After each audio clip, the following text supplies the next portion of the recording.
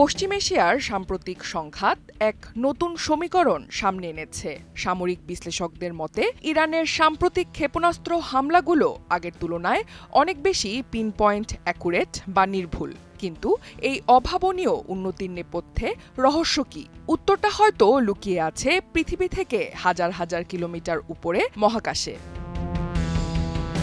দীর্ঘদিন ধরে বৈশ্বিক নেভিগেশন ব্যবস্থায় যুক্তরাষ্ট্রের জিপিএস-এর একক আধিপত্য ছিল, কিন্তু সেই আধিপত্যকে চ্যালেঞ্জ জানাচ্ছে চীনের তৈরি বাইদু নেভিগেশন সিস্টেম। ২০২০ সালে পূর্ণাঙ্গ রূপ পাওয়া এই নেটওয়ার্কে বর্তমানে ৪৫টি স্যাটেলাইট সক্রিয় রয়েছে, যা অনেক ক্ষেত্রে মার্কিন জিপিএস-এর চেয়েও বড় এবং শক্তিশালী। তবে কি বেইজিংয়ের বাইদু ওয়াশিংটনের জিপিএস আধিপত্যের অবসান ঘটাচ্ছে?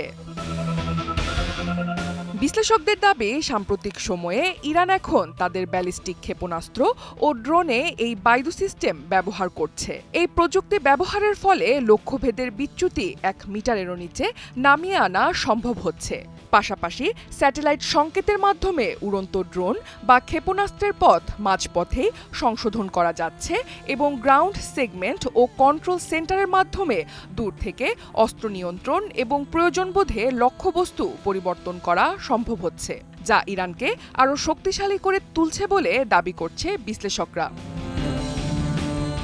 ২০২১ সালে চীন ও ইরানের মধ্যে ২৫ বছর মেয়াদী কৌশলগত অংশীদারিত্ব চুক্তি স্বাক্ষরিত হয়। ফ্রান্সের সাবেক গোয়েন্দা প্রধান অ্যালেন জুইলেটের মতে, ইরানের হামলার ধরনে যে পরিবর্তন এসেছে তা মূলত উন্নত স্যাটেলাইট নেভিগেশনেরই ইঙ্গিত।